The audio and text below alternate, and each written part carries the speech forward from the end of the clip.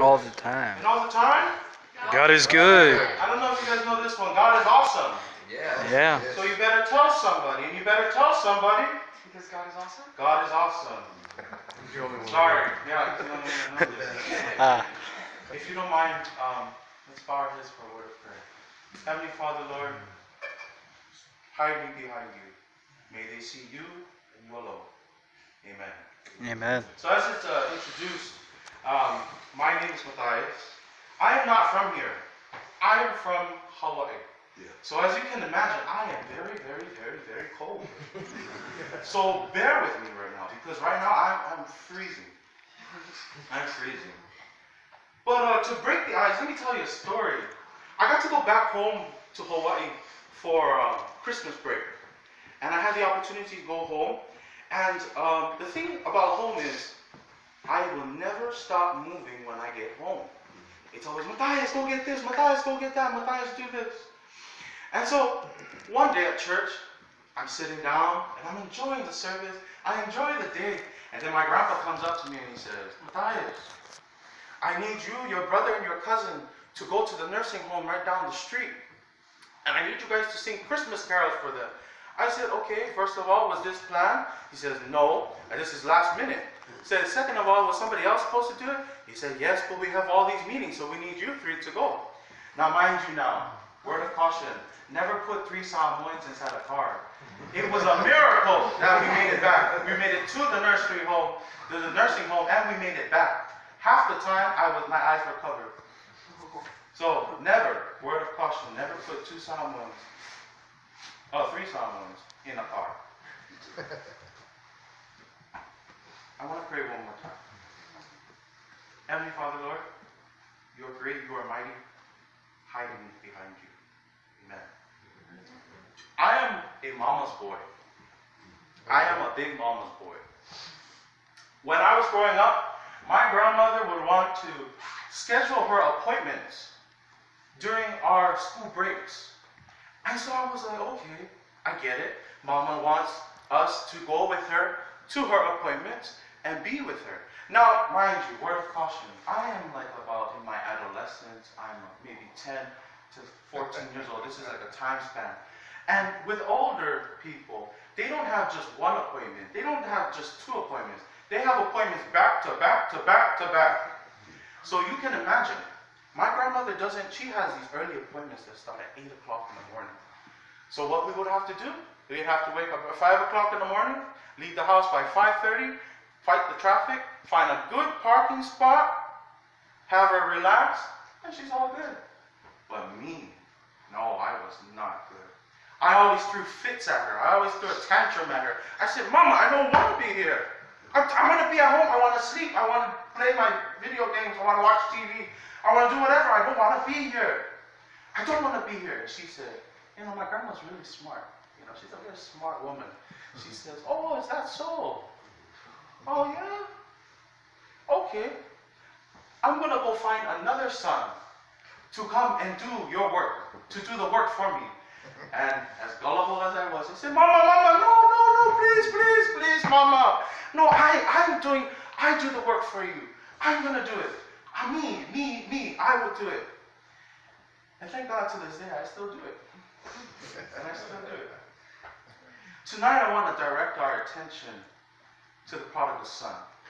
This is a very, very strong story, a strong parable that Jesus uses in Luke chapter 15. And if you don't know this parable, it basically starts off like this. A father and his 2 sons. The younger son goes to his father and he says, Father, give me my share of the inheritance. Give it to me, because I am done serving you. Now, as the story continues, the son takes his inheritance and he spends it off in the new country that he's at. Spends it all.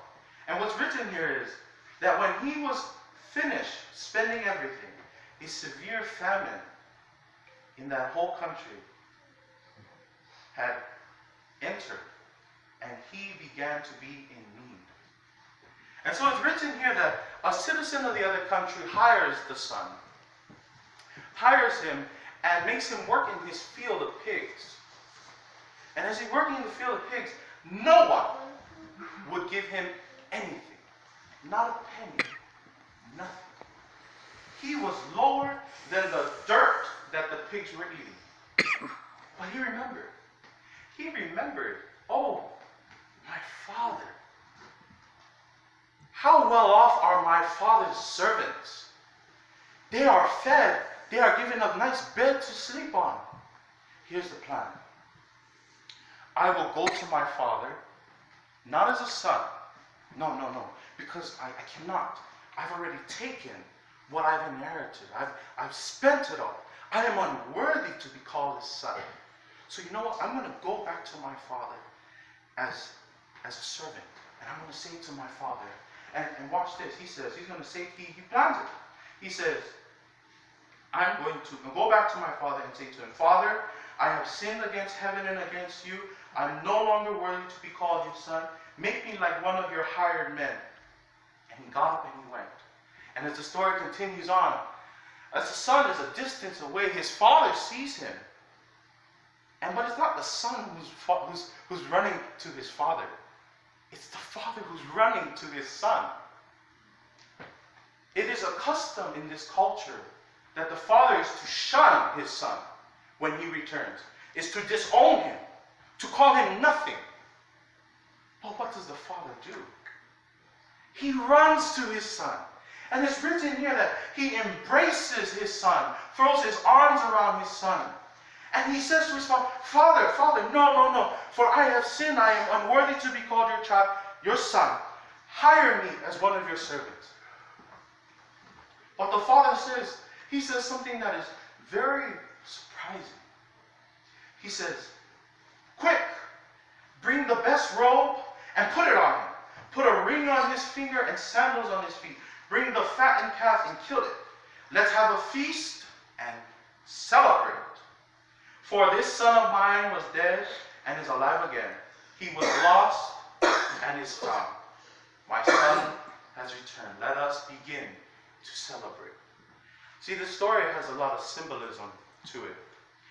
As we know that the Father is God, and as we know that the Son who left is those of us who've gone into the world and thought that, I got it. I don't need God. Forget about it. I don't need it. I want to focus on the first son and where he went. The first son, the youngest son, he went to this other country and he spent all his goods. But if you haven't noticed by now, it is written that a citizen of the other country hires him and makes him work. And if you've noticed, I've labeled everyone in this story except for the citizen of the other country. Now you might be asking, who is the citizen of the other country? It is the enemy. It is Satan. It is the devil. The citizen of the other country wants to remove the son's identity of what his father has told him. Once the citizen of the other country removes that identity, the son has no purpose. Because what did I say earlier? He's lower than the dirt that the pigs ate. But to his father, he is what? A son. A son.